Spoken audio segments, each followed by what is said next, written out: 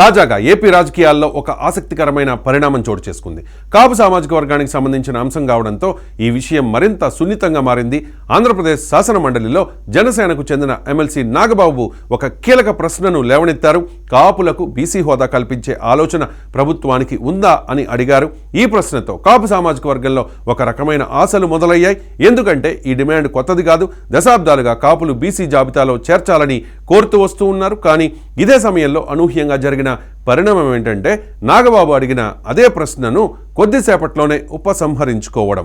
ఇది రాజకీయ వర్గాల్లోనే కాదు, కాపు సామాజిక వర్గంలో కూడా పెద్ద చర్చకు దారితీసింది.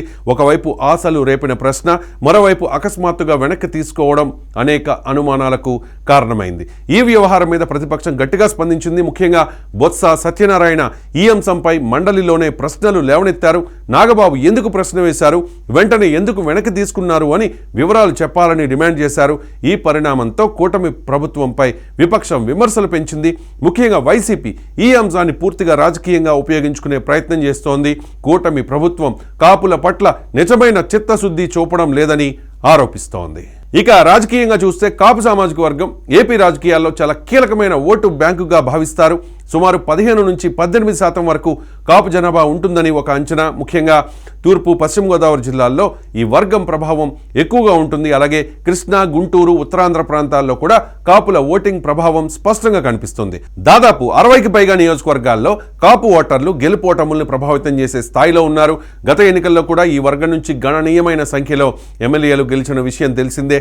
అయినప్పటికీ ఇంత ప్రభావం ఉన్నా కూడా ఇప్పటివరకు కాపు వర్గానికి చెందిన వ్యక్తి ముఖ్యమంత్రి పదవి చేపట్టలేదన్న అసంతృప్తి కూడా ఈ వర్గంలో ఉంది. ఇలాంటి నేపథ్యంలో కాపు రిజర్వేషన్ల అంశం ఎప్పుడు సున్నితమైన అంశం. 2014-19 మధ్య చంద్రబాబు సర్కార్ ఈ అంశంపై స్పష్టత ఇవ్వలేదన్న విమర్శలు వినిపించాయి.